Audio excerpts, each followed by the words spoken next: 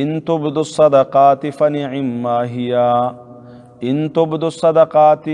نو که تاسو ښکاره ورکوئ صدقه فنعما هي بستا خدا وان تخفوها او پټوئ دی صدقې لرا وتؤتوها ورکوئ دی صدقې لرا الفقراء فقیرانو ته فهو خیر لکم نو دا ډېره غوره ده ستاسو دپاره ويكفر عنكم من سيئاتكم صدقی ورکول فیده بسی لوی فیده دا لری بکی تاسونا من سیئاتکم د بازی گناہون استاسونا من سیئاتکم امام ابن کثیر لکی چی سیئات نا مراد دیجی کی گناہون دی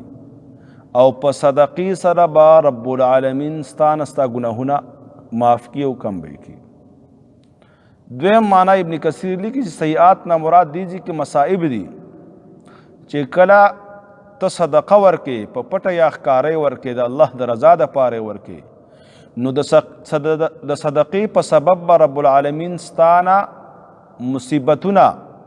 لرې کړي لکه حدیث کې راځي الصدقة رد البلا په صدقې سره مصیبتونه مشکلات او آفتونه دفع کیږي درېو معنا د سیئات بعضې علماو دا کړې ده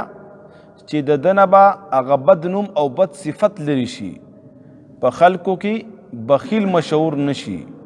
او خلکو کې به ښه سړی او سخي سړی جوړ شي دا والله بما تعملون خبیر او الله تعالی ستاسو په عملونو خبردار دی تاسو چې کوم عمل کوئ که په پټه کوئ که په ښکارۍ کوئ په نیتونو باندې خبیر ذات دی خبردار ذات دی لہذا ستاسو تبا ستاسو د اعمالو بدله درکوي په هغې باندې خبر دی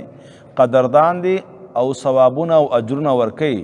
لیکن شرط به دا وي چې اخلاص پکې وي د الله د رضا دپاره دې کړی وي او مخکې څه شرایط بیان شو تاسو ته په مخکني درسونو کې چې من او عذاب به پکې نه وي ریا وغیره به پکې نه وي